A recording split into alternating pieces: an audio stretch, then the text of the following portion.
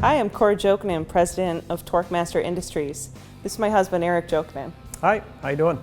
And together in our spare time, we like to build Jeeps and race them.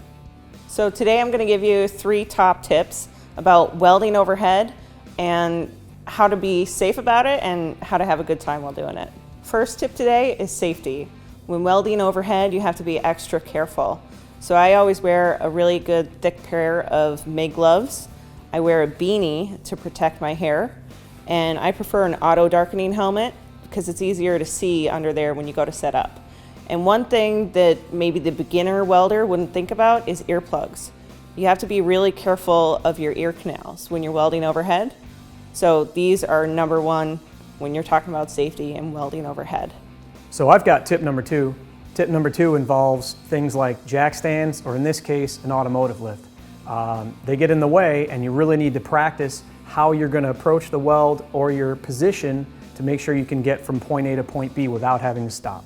So when I set up to practice, I keep my finger off the trigger and I get into position and then run the gun across where I'm going to weld.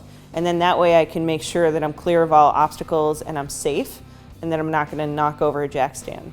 So for tip number 3 today, and true overhead welding, I like to set up some test materials in a similar position overhead and just get the power and speed settings correct for overhead. So what you want to do is slow down your wire speed. Keep your power at the recommended level, and then you can really test out and see what's working. If your wire speed is too fast, your weld puddle can bundle up and drop on you, and that could be dangerous. And don't forget to keep that stick out nice and short. You almost want to keep the gun really close to the material you're welding as well, because if by doing so, it really forces the filler material up into the weld.